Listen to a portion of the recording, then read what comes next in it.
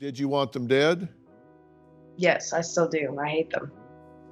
Well, hating them is one thing, wanting them dead's another. What's good, YouTube? Welcome back to Grimm. Today I have an insane episode of Dr. Phil for you, as we are about to meet this incredibly edgy teenager who goes by the name of Viper, which is the most hilarious nickname I've ever heard someone actually use seriously. But yeah, this girl is having some problems with her parents, who I say loosely parents because they are terrible at their job of raising this kid. And there's a reason why this girl is lashing out and has literally made a plot to take them out. That's right. Make sure you watch until the very end to see all of this craziness. But without further ado, let's just meet this clueless mother and hear her take on why her daughter is so out of line all the time and getting into all this trouble. She chats with older men, that she's run away multiple times, she's attacked you, vandalizes, started fires in the house, stole your car. So I mean, we have this list right away of this girl's poor conduct, and these are the things that the mother's about to have to explain away of why her daughter's doing these things. And there is one simple reason as to why this is. This girl gets no attention or love from her parents. It's the same classic situation you see in almost every one of these bad kid situations on Dr. Phil. This girl is simply acting out as a way to be like, hey, give me some attention, please. Even if it's negative, I just want attention from you guys. So I'm gonna go out and break the law and make you all mad so that you have to talk to me. And it's so sad she has to go to those lengths, but it's truly what has to happen sometimes, or at least that's what these kids think. If you're a good role model, where did she pick all of this up? Social media. Okay, has social media parented her as opposed to you? And this clueless, sad excuse for a mother. I'm not even gonna use that anymore. I'm just gonna say, I have to say mother, there's no other words really, but you get what I mean. But her excuse for this girl's bad behavior and the reason her personality has seemed to spiral out of control is because of that darn social media. She ain't putting that phone down, and I swear them Twitters and Instagrams is just turning my little girl sour. No, you are just not paying attention to her, and she has to live on social media because that's the only place people will actually talk to her and show her affection. You're just dropping the ball as a parent and you don't want to admit it to yourself. Hey, real quick, I just wanted to say there's a large chunk of you guys that watch my videos and aren't subscribed, so if you're enjoying this one so far, make sure to drop a subscription and a like. Helps me out so much, and I really appreciate you watching this video. Anyways, let's get back into it. Has social media parented her as opposed to you? Yes. I felt like it was out of my hands. It was out of my control. I don't know what to do, Dr. Phil. I mean, I did give birth to her, and she lives in my house, and I see her darn near every day, but it's just out of my hands. I know I'm technically the parent, but it's that darn social media. How could you be so clueless and just give up so easily? She's like, oh, I tried everything except, actually be a parent to my kid, but who does that?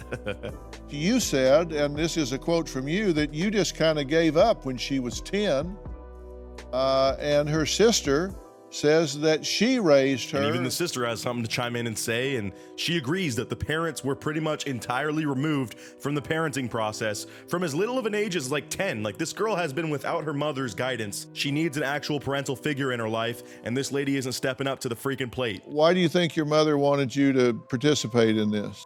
Because she doesn't know what to do with me. You had a murder plan to written out in a journal or a notebook. Whoa. So real quick, I just fast forwarded to where we're actually meeting this girl, and like I said, we're getting into the thick of it right away. She apparently invented this plot to take out her parents, wrote it down in this journal of hers, and left it in a place conveniently where they would definitely find it, which I don't know about you, makes me think she wasn't actually planning on doing this, and instead is just going about this weird edgy route and is trying to get attention that way, again, by alarming her parents into making them talk to her about this whole thing and this whole ordeal. That's literally how desperate she is for attention.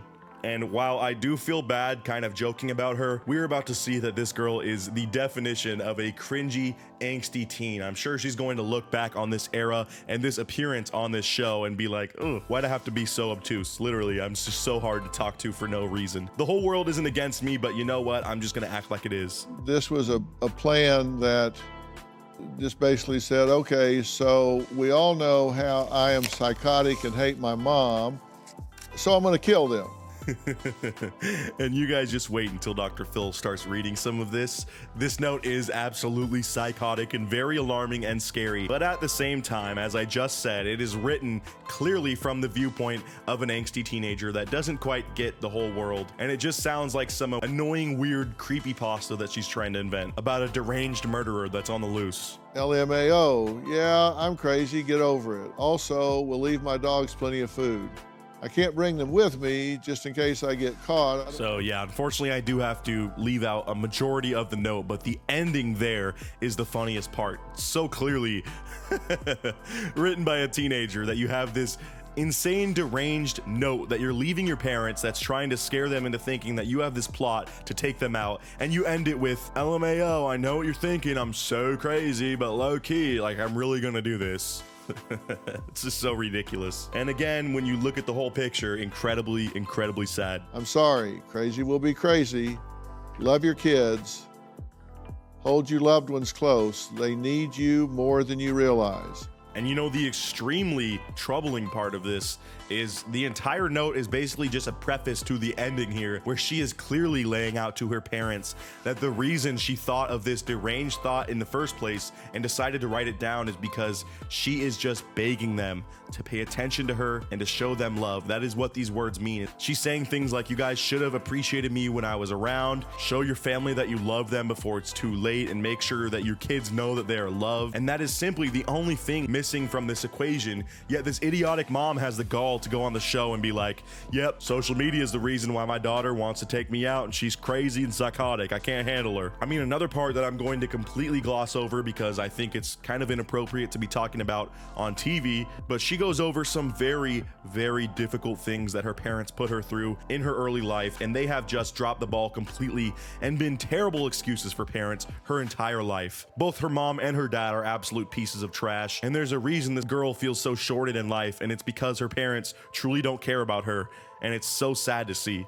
3 heart emojis, Kimberly. That's pretty well thought out. Big brain. This girl just sounds like the average PewDiePie viewer, or just someone that's browsing r/teenagers all day. Her response was actually just, yup, big brain moves, 200 IQ plays, bro. What a little edgy memester. How are you going to take care of yourself? I'll figure it out. I always do. Well, you didn't sound like you figured it out very well that time. And then when Dr. Phil starts asking this girl about what her plan would be, you know, after she actually went through with this, if she did, and her simple response is, I'll figure it out. It's no problem. Like, I truly don't think people realize when they're younger just how difficult it's going to be making that transition into adulthood. I feel like my parents even prepared me pretty well for it. With all that legwork done, it still feels like such a daunting task, and it truly is scary sometimes. So this girl might think that she can just go around, you know, offing her parents and then running around on the road, but it's going to be a very difficult life if she ever made that decision, which obviously she's not. She's just big talk and trying to get attention from her parents for doing this. How would you get by? I'm just curious. Random people online. And why would they give you money? Because I'm hot. Oh my God. And this response is just another in the line of cringiness. She claims that she can just, you know, start selling pics online or something.